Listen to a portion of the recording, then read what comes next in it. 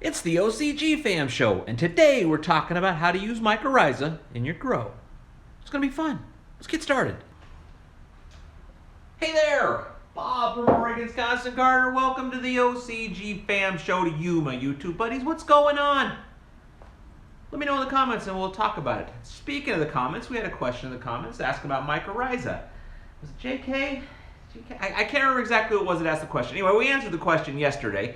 But today I wanted to go a little deeper into it. The question was, is mycorrhiza different from other microbial products? Should I use mycorrhiza even if I'm using microbe or culture teas or any of those kinds of things? The answer was yes. It's a very different thing because a lot of those microbial products are bacterial in nature and they're about a coming and going, cycling of nutrients kind of thing, whereas the mycorrhiza is a fungi that stays in there and forms a symbiotic relationship with the roots. And Scott talked a little more about that. And he actually, in this clip, he'll mention Jack Bates. I got a picture of Jack here.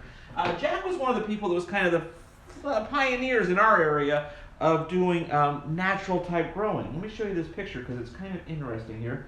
This is a picture of Jack here. This was at our, we had an event, and that's Jeff Lowenfels, famous gardening author. Jack right there, and then Dr. Mike Amaranthus, who was kind of the, not the inventor of mycorrhiza, but kind of the discoverer of the whole thing.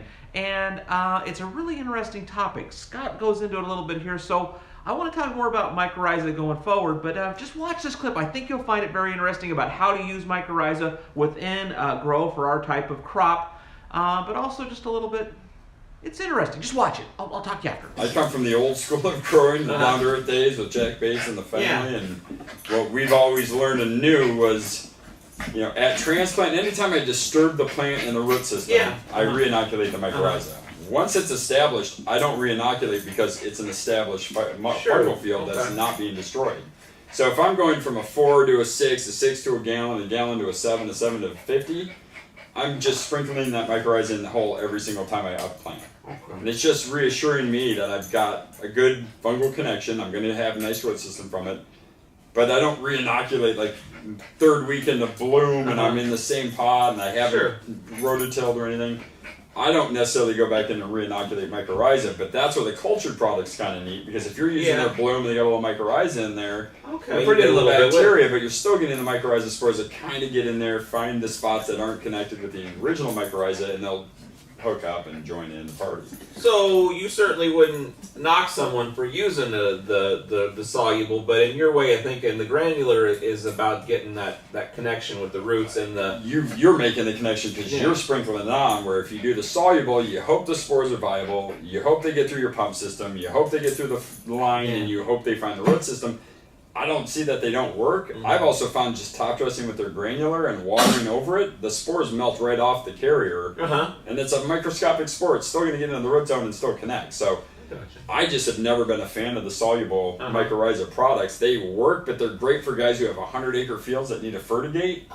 They can put that soluble powders in their tanks, inject it, and they're getting viable spore out across the field. But I'm top dressing a 10 by 10 room. I don't need to go to the fertigation side.